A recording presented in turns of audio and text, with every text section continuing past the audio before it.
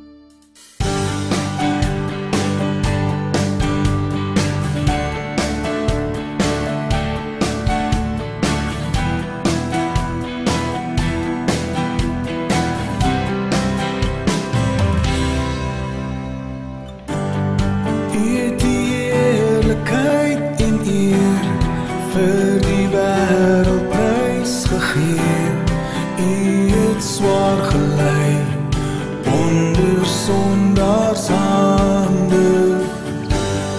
U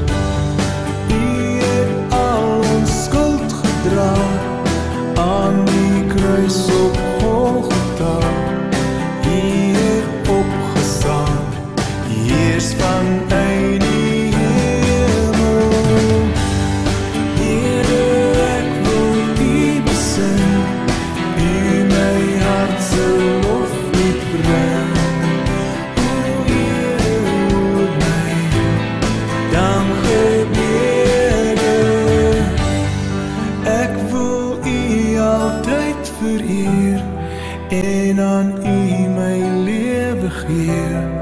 Here, hoor my as ek sing vir U my koning.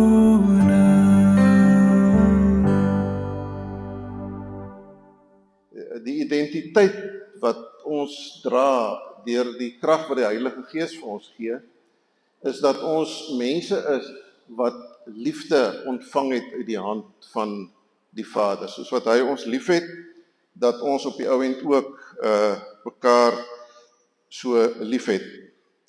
Maar ook dat ons mense is wat glo, en 'n baie spesifieke kennis glo.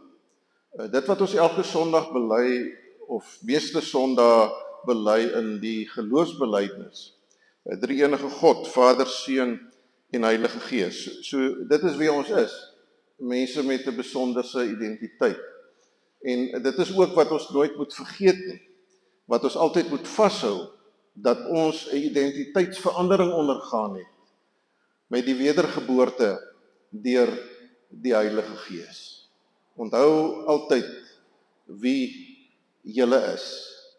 Mense wat die liefde van die Here uitdra, mense wat vashou in die geloof aan God drie-enig. Wees aan niemand iets verskuldig nie, het Paulus gesê, behalwe, en nou die Nuwe Afrikaanse vertaling vertaal dit nou so, die 2020 vertaling, behalwe die verpligting om mekaar lief te hê.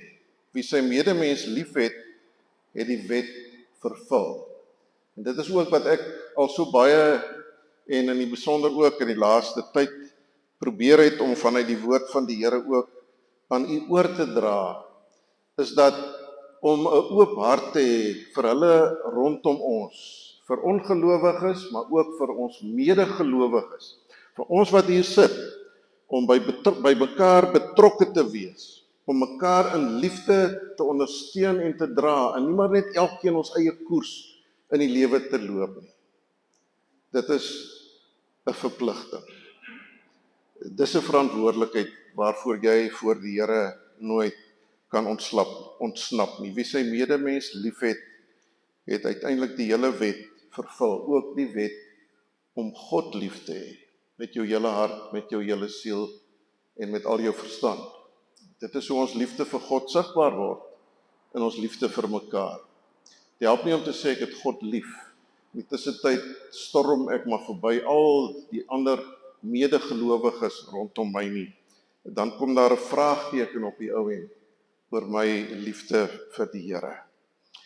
Kom ons staan, dan sing ons saam hierdie geloofsbelijdenis.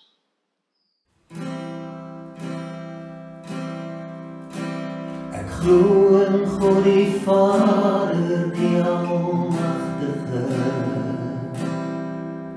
die Skepper van die hemel en die aarde, en in Jesus Christus, sy eniggebore Seun, ons Here, wat ontvang is van die Heilige Gees, gebore uit die Maagd Maria, gelei het onder Pontius Pilatus, gekruisig is, gesterwe het en begrawe is, en ter helle neergedaal het, wat op die derde dag weer opgestaan het uit die dode, wat opgevaar het na die hemel, en sit aan die regterhand van God, die Almagtige Vader, van waar hy sal kom om te oordeel, die wat nog lewe, en die wat reeds gesterf het. En ek glo in die Heilige Gees, ek glo aan 'n heilige, algemene Christelike kerk, die gemeenskap gemeenskap van die heiliges, die vergewing van ons sondes, en die opstanding van die vlees, en 'n ewige lewe.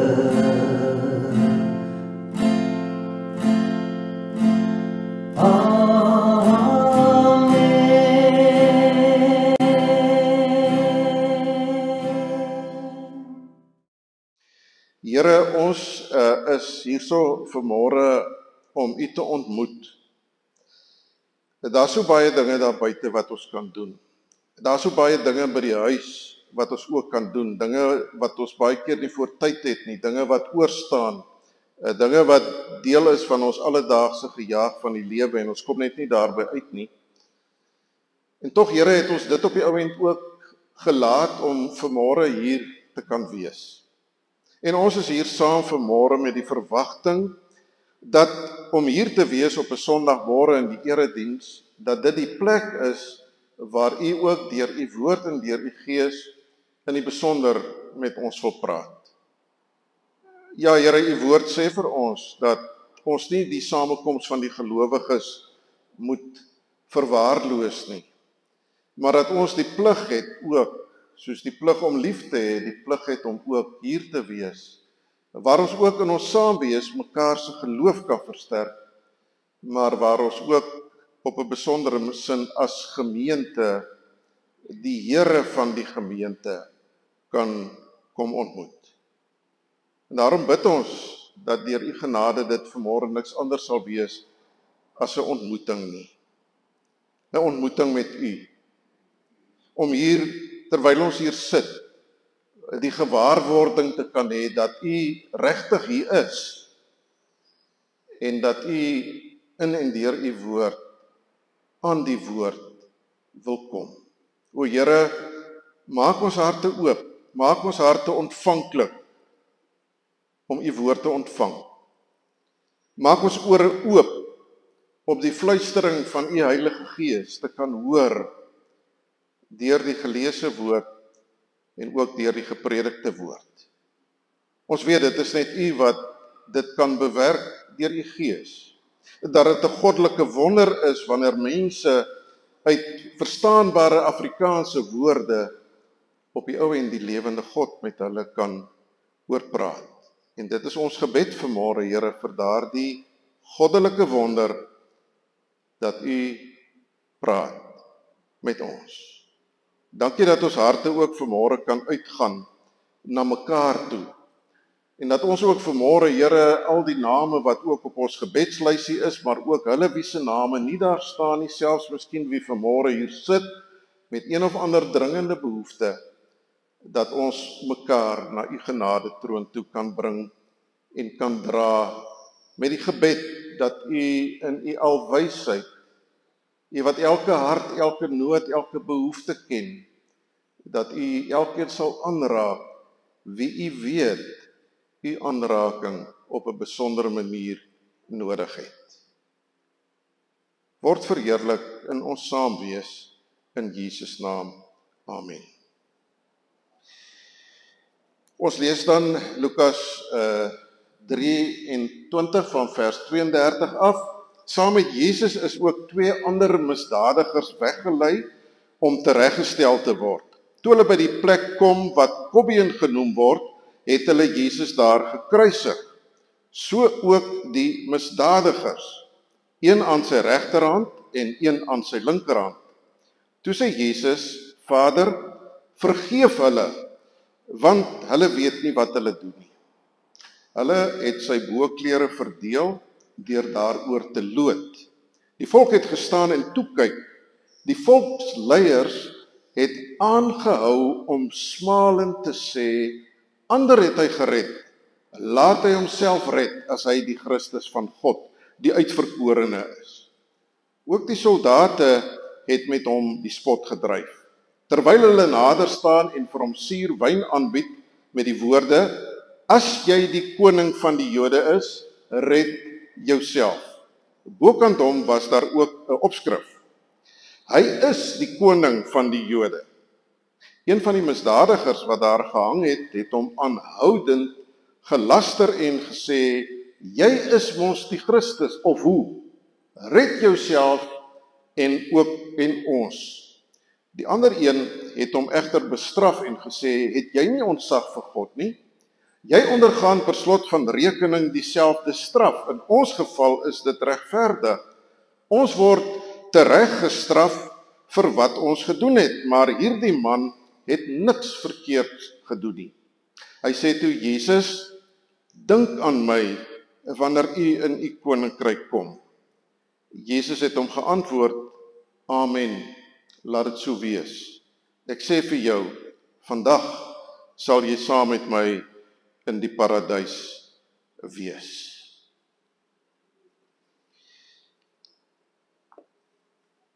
Daar is oomblikke in die Bybel wat vir ons 'n prentjie skets van waar God en mens bymekaar kom. Waar daar 'n koneksie plaasvind tussen God en mens. Waar daar iets gebeur wat tussen God en mens is wat goddelik is. 'n goddelike moment, 'n kairos moment, soos wat die Griekse woordjie dit probeer uitspel. Nou sien ons ook dat dit wat hier gebeur het, wat ons vanmôre gelees het, was ook een van daardie oomblikke, so 'n kairos moment, waar daar iets gebeur het, wat nie so helder altyd deurskemer. En hier is dit iets in hierdie gebroke moment van waar Jesus aan 'n kruis hang, en dit daar gaan oor bloed, en oor geweld wat gepleeg word. Dit is 'n moord wat gepleeg word in daardie oomblikke. Hier word 'n mens doodgemaak. Dit is die begin van 'n moord, wanneer die spykers deur die persoon se vleis geslaan word. Die begin van 'n moord wat hom voor jouself afspeel, maar wat hom stadig voor jou oë gaan ontvou. 'n Moord wat stadig en geleidelik plaasvind. Partykeer selfs oor 2 of 3 dae word hierdie moord op die ou end word dit voltooi wanneer hierdie persoon uiteindelik te sterwe kom, want dit is partykeer hoe lank iemand kon vat om daar aan die kruis te hang en uiteindelik te sterwe te kom. 'n Moord wat gepaard gaan nie met bloedverlies nie, maar 'n moord wat gepaard gaan met krampe in die spiere, van die heeltyd so hang in daai selfde posisie en absoluut magteloos wees om enige iets daaraan te kan doen.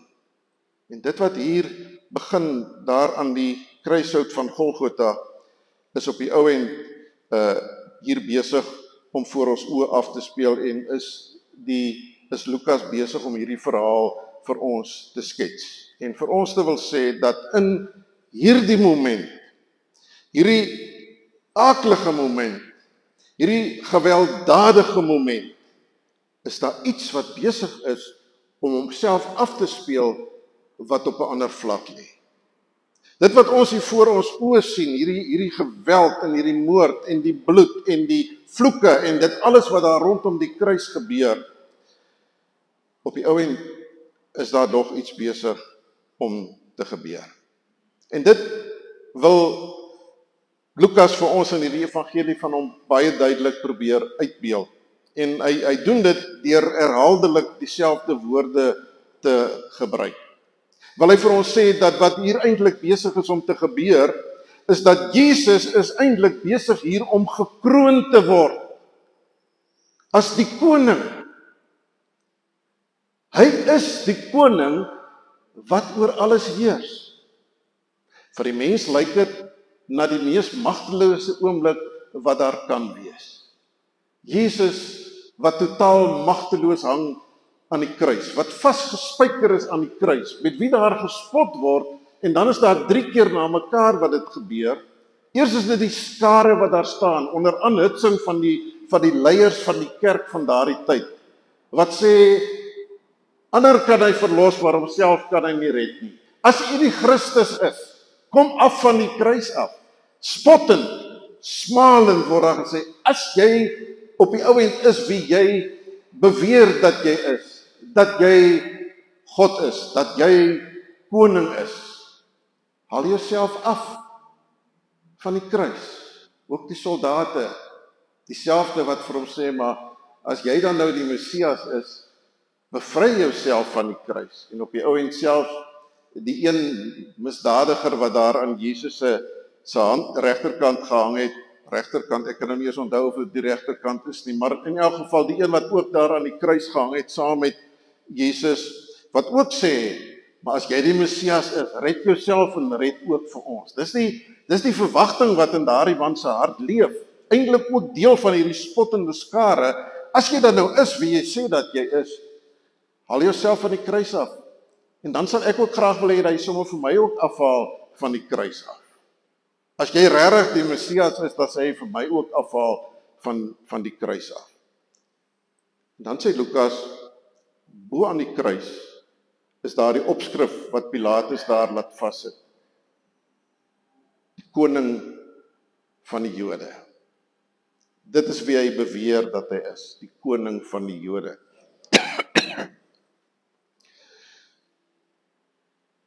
Maar dis presies wat gebeur.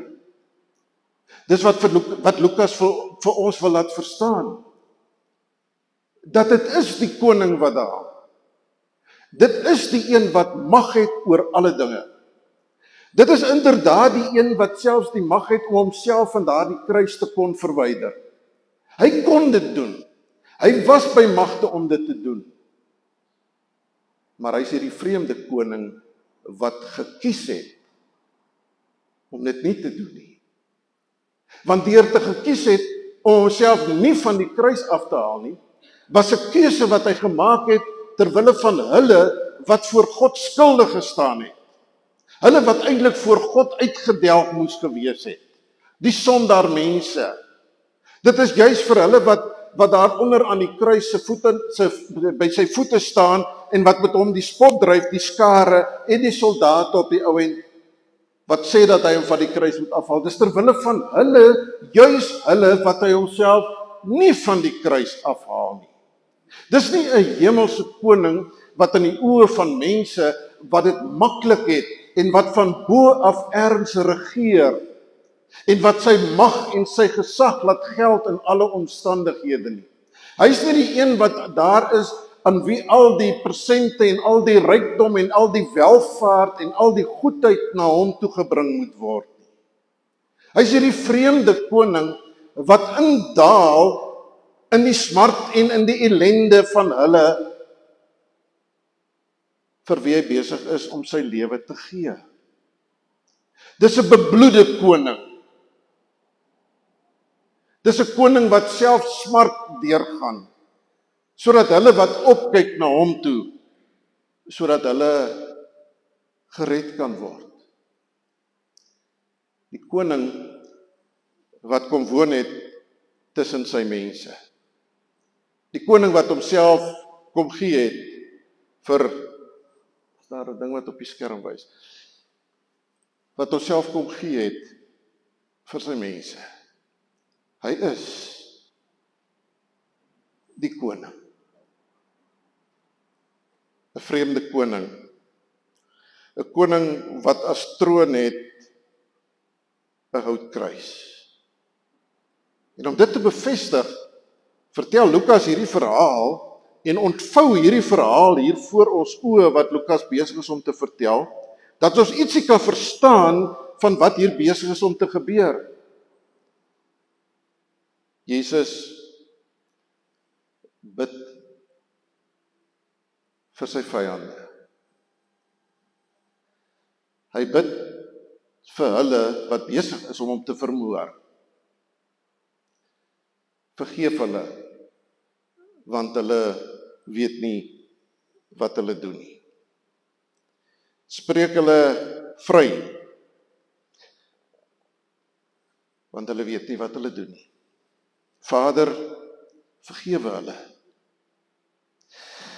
As dit nou ek of jy was wat daar sou gehang het in hierdie ongelooflike pyn van die spykers wat nou net deur jou polse en deur jou voete geslaan is en jy hang met jou volle gewig daaraan En jy weet eintlik nie hoe jy dit het van die pyn nie om jouself so nou en dan op hierdie onderste spyker wat deur jou vleis skeur, net so 'n bietjie op te druk sodat die pyn vat in jou arms en in jou hande van jou volle gewig wat hang aan spykers, nie aan sagte handvatsels nie, maar aan spykers daar hang is Jesus se woorde, vergewe hulle want hulle weet nie wat hulle doen nie.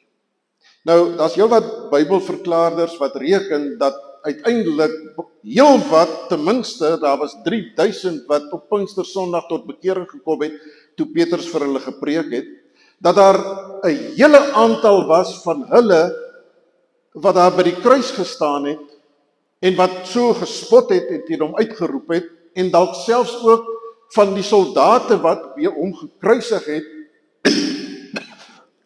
Ek is jammer, ek het nou hier 'n kriweling in my keel.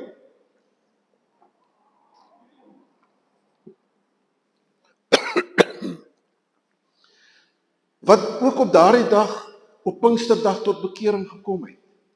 Wat tussen dit wat gebeur het op Golgotha daardie Vrydag en uiteindelik die hemelvaart plaasgevind het en die Heilige Gees uitgestort het, 'n klomp mense wat daar in Jerusalem nog rondgedwaal het, hulle was daar vir die Paasfees gewees, maar hulle het dalk nie teruggegaan want daar was al hierdie gebeure, al hierdie gepraatery wat daar besig was om plaas te vind, wat uiteindelik op die ou end na die Here Jesus toe gekom het, toe die apostel Petrus gepreek het. Vir wie Jesus ons 50 dae terug gevra het, vergewe hulle. Ek en jy sou sekerlik nie. Ek en jy sou sekerlik nie so gebid het nie. Dit is sekerlik nie hoe ek en jy gewoonlik bid wanneer iemand jou gruwelik verontreg nie.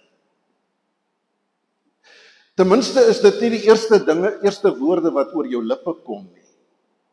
Miskien is dit iets wat, wanneer iemand iets verskrikliks aan jou gedoen het, of iemand 'n familielid van jou vermoor het, of wat ook al gebeur het, miskien is dit iets wat op 'n baie later stadium deur die genade van die Here in jou lewe gebeur, waar jy uiteindelik by daardie punt kan kom om te sê, maar ek het daardie persoon vergewe.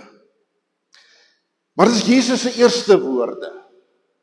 Toe hulle hom vaskap daar aan die kruis, was dit sy eerste woorde gewees, vergewe hulle, want hulle weet nie wat hulle doen nie.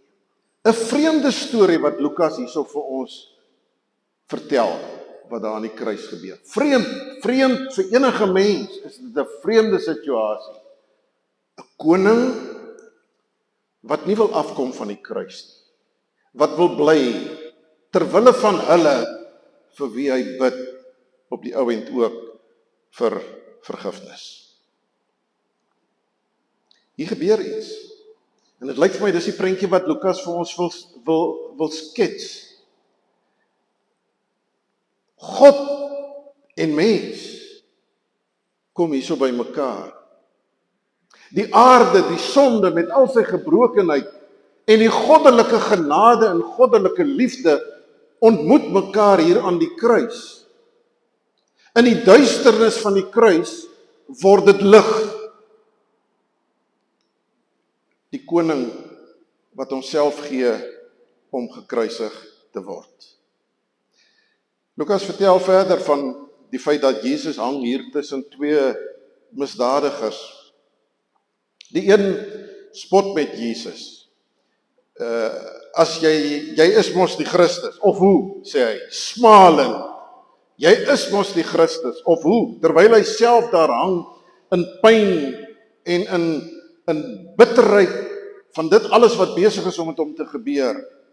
Red jouself en ons. Dis die tipe verwagting wat ek sou hê van die Christus, die Messias, die gesalfde wat gekom het om te red. As jy regtig gekom het om te red jouself uit hierdie situasie uit. Hoekom red jy ons nie uit hierdie ellende uit waarin ons verkeer het? Jy verkeer saam met ons in hierdie ellende, in hierdie gemors wat besig is om homself hier aan die kruishout af te speel. Red jouself en red sommer vir my ook. Dis wat ek verwag van die ware Messias. As jy die ware Messias, as jy die ware Christus is wat sou kom, red jouself en red my ook. Want die Christus wat ek verwag is 'n Christus wat my kan help in my moeilikhede. As jy nie vir ons kan help in die moeilikhede nie, dan beteken dit maar net een ding en dit is jy's nie die Christus nie. Jy's nie die een wat moet kom nie, want die een wat God na ons toe moet stuur, is die een wat ons uit ons moeilikhede moet uithelp. Dit is die een wat wanneer dit met ons swaar gaan hier op aarde en die ellende staan vol in die blom, is dit die een wat ons moet uithaal uit hierdie moeilikhede uit waarin ons verkeer. Die verwagting, wat miskien die verwagting is vandag nog van baie mense, dat as God werklik God is, as Jesus werklik Jesus is, waarom gaan dit so sleg?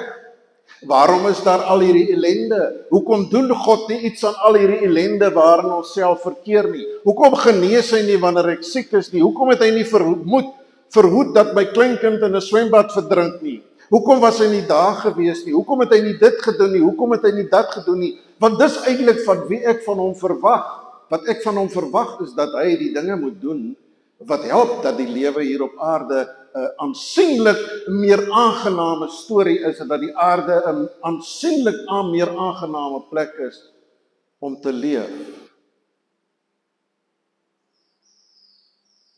Maar hier langs hierdie mens met valse verwagtinge, met menslike verwagtinge van God en van 'n Messias, is daar 'n tweede misdadiger wat vir ons geteken word.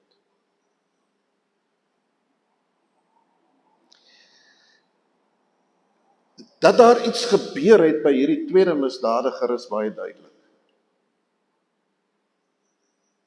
Niemand het daar aan die kruishout vir hom die evangelie verkondig nie. Waarskynlik was hy ook bewus gewees van wat die afgelope 3 jaar gebeur het rondom Jesus.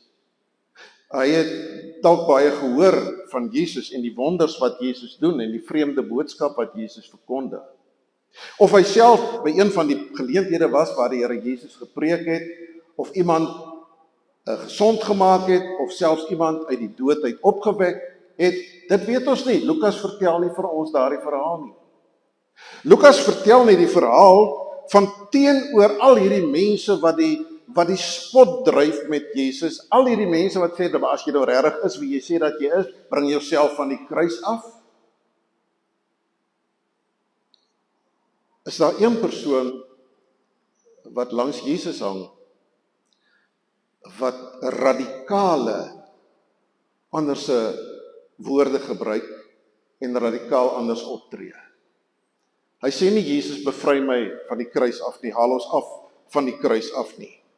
Hy wil nie hê dat dit alles maar net verby moet wees nie. Hy kyk verby al hierdie menslike dinge, die gespot, en daar is in sy hart, is daar 'n diepe berou as het ware wat na vore kom. Daar's 'n diepe vernedering voor Jesus wat na vore kom. Dis asof hy die enigste een is wat op daai moment waarlik kan sien wie Jesus is. Hy is die enigste ene wat Jesus erken as koning. Hy kyk verby die gespottery wat sê, maar as jy die koning is. Vir hom is Jesus die koning. Hy sê, as u in die koninkryk kom, dink aan my. Daar's nie twyfel nie. Dit wat op die kruis staan, wat daar spottenderwys staan, die koning van die Jode, die koning wat die valse koning wat deur die skare uitgespreek word, jy's 'n valse koning. Die soldate, jy's eintlik maar net 'n valse koning. Die ander misdadiger aan die kruis, jy's eintlik maar net 'n valse koning, want as jy 'n koning was, sou jy vir ons gered het. As jy 'n koning was, sou jy van die kruis afgekom het.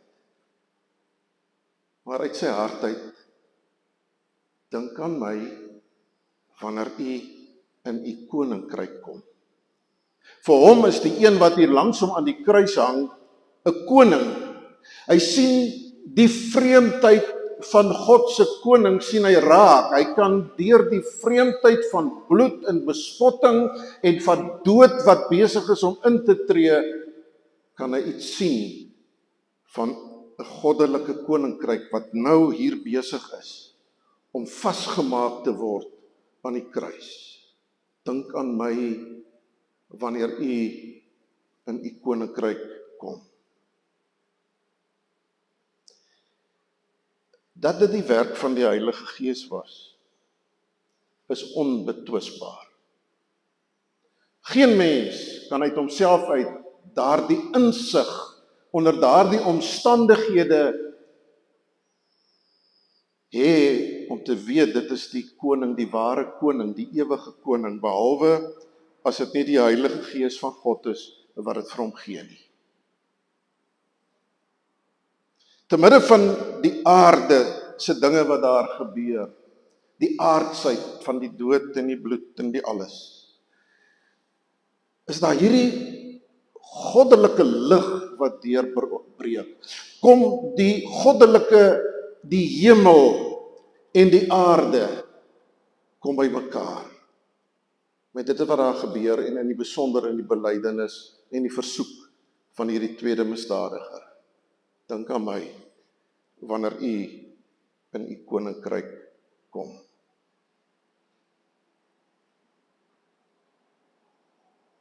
Die vraag verborge aan my en jou is of ek en jy ook verby al hierdie geraas van die wêreld, van 'n wêreld wat sê daar is nie 'n God nie, wat God uitrangeer uit hulle lewens uit. 'n Wêreld van al die smart en die ellende en die swaarkry en die onsekerheid en die pyn, die fisiese pyn en die emosionele pyn. Of jy tussen dit alles deur weet dat in Jesus aan die kruis het God se hemel by die aarde gekom. Het God se hemel ook by jou gekom. Jesus se reaksie op hierdie tweede misdadiger vandag sal jy saam met my in die paradys wees. 3 goed vandag saam met my in die paradys. Die hemel breek deur in die lewe van 'n mens wat besig is om te sterwe. Die een oomblik was hy besig om sonder God te sterf. Die volgende oomblik was hy besig om met God in sy lewe te sterf. Vandag, nou, hierso. Nie môre nie. Nie na 3 dae as Jesus uit die graf uit opstaan op die 3de dag uit die graf uit opstaan nie. Nie nadat Jesus opgevaar het na die hemel nie. Nie een of ander tyd ergens in die toekoms nie. Maar vandag. Dit is moeilik vir ons om dit nou alles teologies by mekaar te bring en mooi alles vir onsself uiteen te kan sit en te verklaar. Die feit van die saak was dat daardie man het nog voor hy dood is, ek weet nie of Jesus het gesterf, 'n paar ure later het Jesus gesterf daar aan die kruis, met al die pyn en die lyding en die goed wat hy deurgegaan het, of daardie ander 2 nou ook dadelik sou sterf, weet ons nie. Daar was nog die gebreek van bene wat plaasgevind het, om dit moontlik te maak dat hulle gouer kan sterf, voordat die Sabbat aanbreek, die volgende dag, of die aand. Die feit van die saak is dat die Here het vir daardie man gesê vandag. Vandag. God was nie in die graf nie. God was nie met verlof vir 3 dae gewees nie. God het nie met dit alles wat besig is om te gebeur, het God self nie afgeskakel in hierdie tyd nie. Die Jesus wat gesterf het, was na die menslike liggaam. Die Jesus wat nie gesterf het nie, was die Jesus dat na sy godheid, sy goddelike natuur het nie gesterf toe hy met sy aardse liggaam gesterf het nie. Nou, hoe meer ons daaroor praat, hoe meer kan ons koppe nou begin deur mekaar raak. Die feit van die saak is dat Jesus het vir hierdie man gesê, vandag, voordat jy dood is, jy sal saam met my in die paradys wees. Jy kan weet, vandag, onmiddellik as jy sterf, is jy saam met my in die paradys. En dit is ook wat ons vandag glo, as kinders van God die Vader, deur Jesus Christus, ons Here, deur die Gees wat in ons woon, dat as jy sterf, hoe moeilik ons het nou ook al verstaan van die liggaam wat nou tot niet gaan, en die gees, die siel van die mens, wat nie te sterwe kom nie, is dit baie duidelik uit die Bybel uit ook, dat ons hierdie vandag kan sê, dat iemand, 'n gelowige wat sterf, is reeds onmiddellik in die teenwoordigheid voor die troon van die koning. Op 'n later stadium gaan jou liggaam nog uit die dood uit opstaan en gaan liggaam en gees weer by mekaar gebring word. Ons kan dit net glo, ons kan dit nie verduidelik, ons kan dit nie logies uitredeneer nie. Die feit van die saak is dat Jesus het vir hierdie man ook gesê, vandag.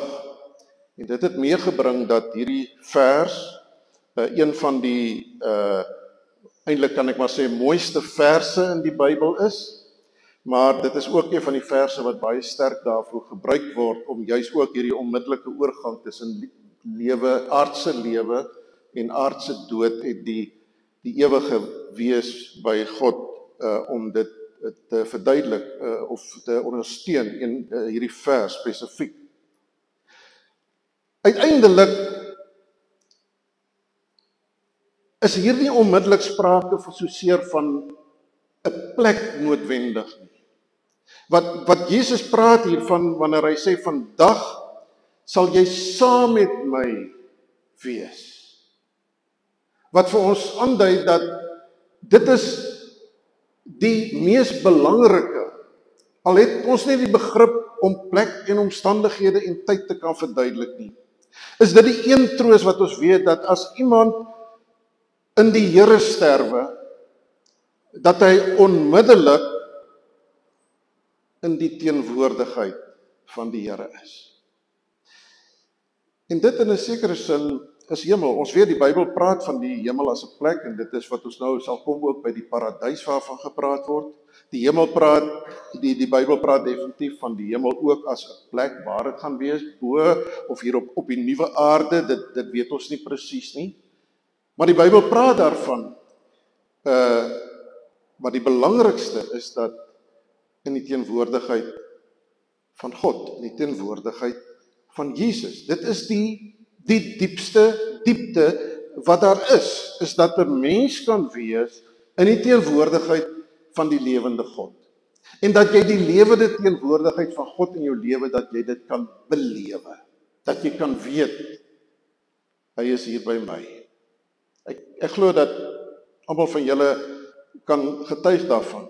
Dat daar tye in jou lewe was, en omstandighede in jou lewe was, wat dit regtig baie moeilik en baie swaar gegaan het, en wat jy baie alleen gevoel het, wat jy daardie intense alleenheid belewe het, van hierdie worstelinge wat jy deurgaan, en dat jy dan deur die genade van die Here by 'n moment gekom het, 'n moment waar jy ontdek het, en wat jy dit deur die geloof omarm het, embrace het, soos die Engels sê, God is met jou in jou omstandighede.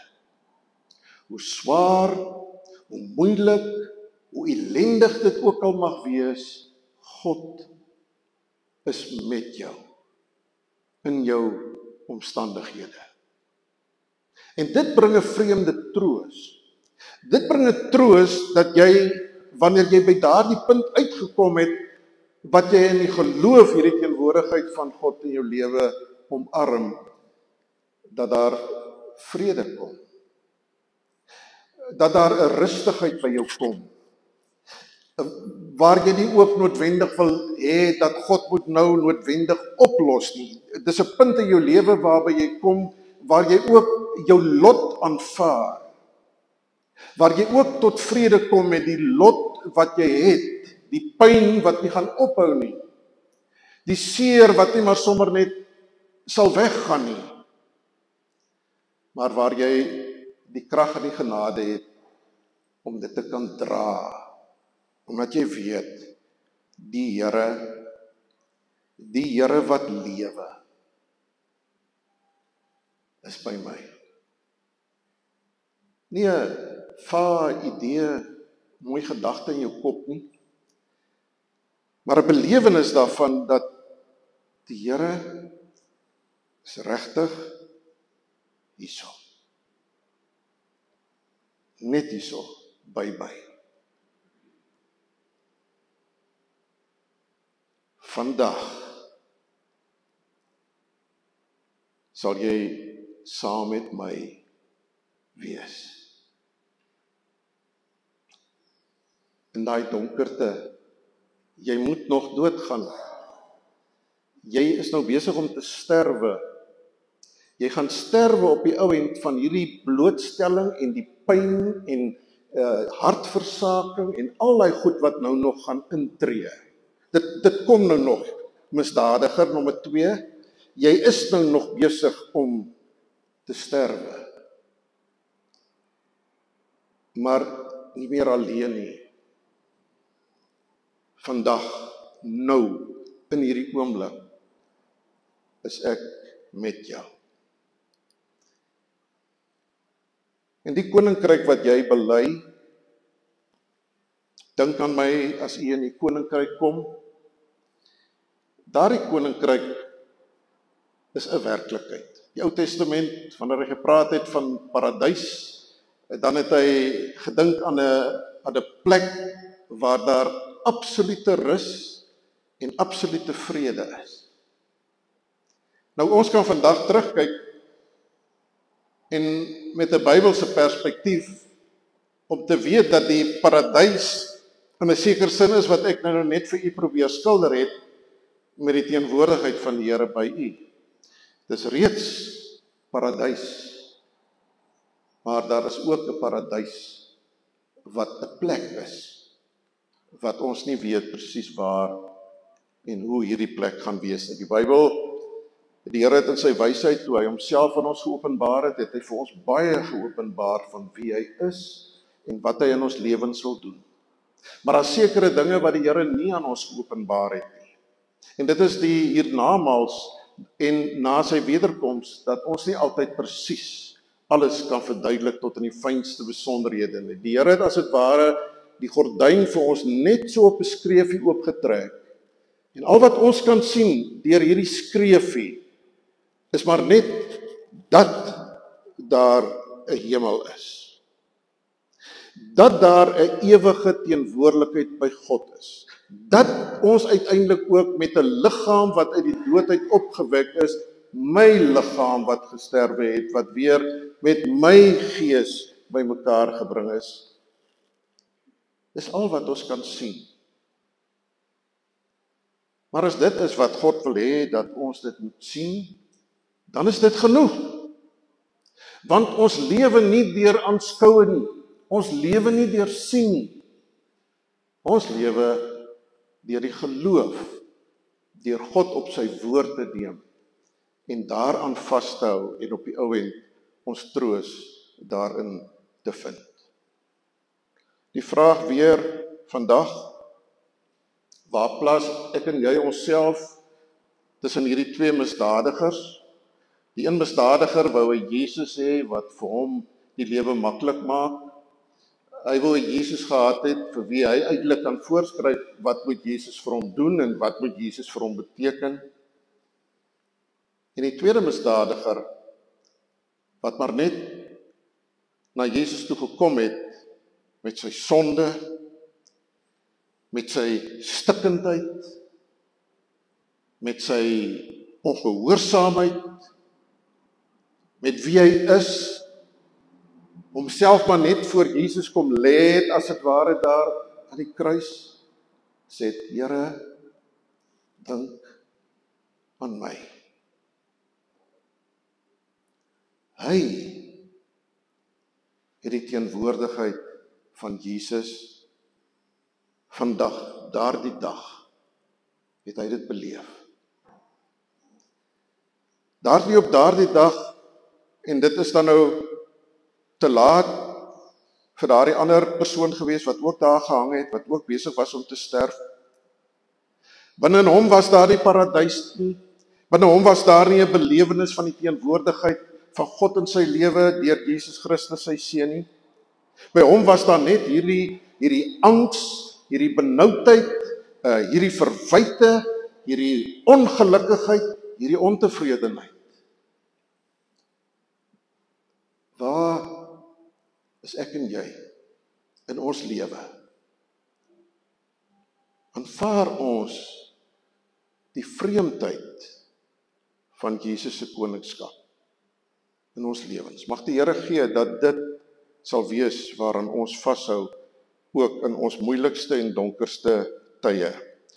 Mag ons ervaar dat dit inderdaad hemel geword het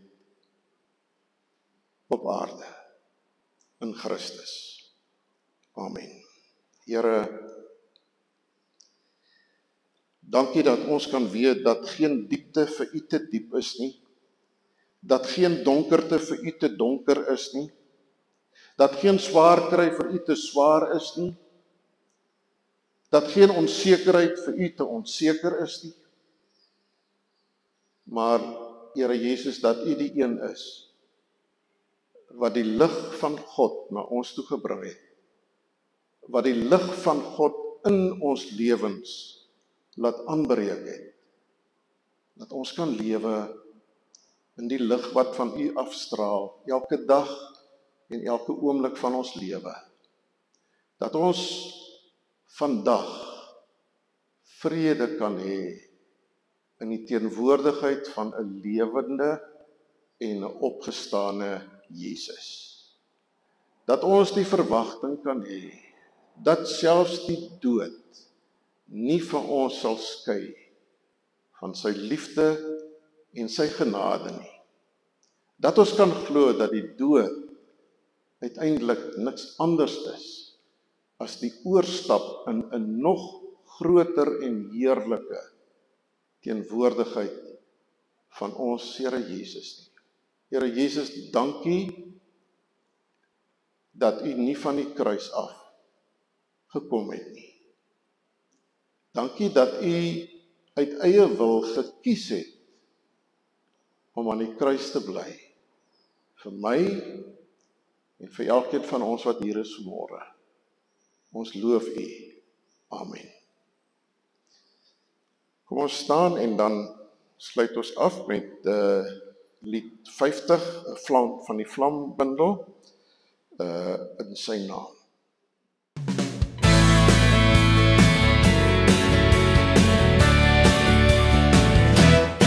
In sy naam, voor die blydskap van die Here my beskerm. In sy naam, kan ek selfs deur donker nagte hemel en son. In sy naam, word die struikelblokke vasdrap plek vir ellende. In die wondernaam, voor elke naam. In sy naam, sal sing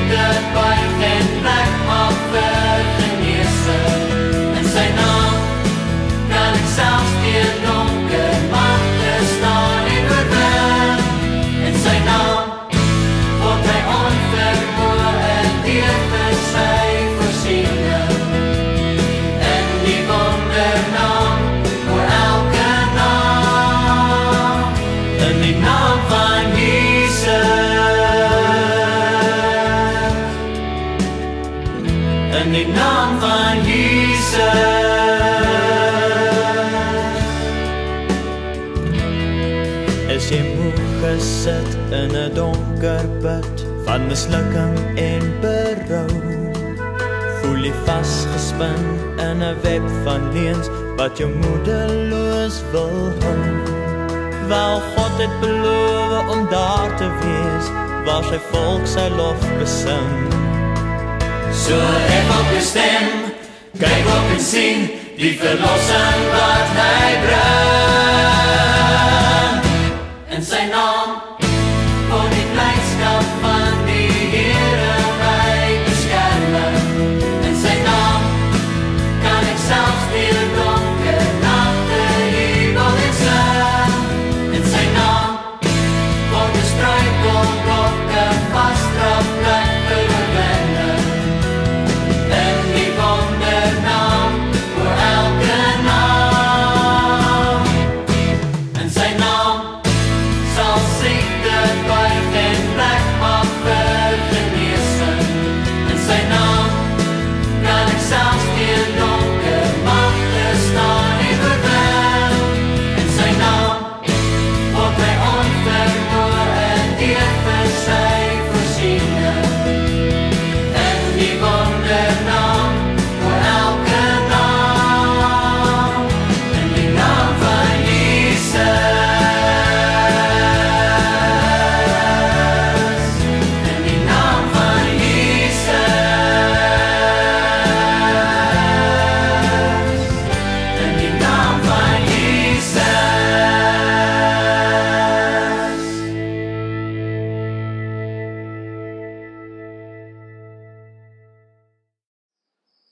Kom ons ontvang die Here se seën. Gaan nou die week in as mense wat deur God geken, gehoor en bewaar word. Mag die son van God se geregtigheid oor jou lewe skyn in sy seun Jesus Christus. Van 'n nuwe lewe, van vergifnis, van 'n vandag in sy teenwoordigheid, met 'n ewige afwagting op die paradys wat ons reeds hier belewe, maar wat ook nog in al sy volheid moet kom. Mag die genade van die Here Jesus Christus en die liefde van God en die kragvolle gemeenskap van die Heilige Gees met jou wees vandag en vir altyd. Amen.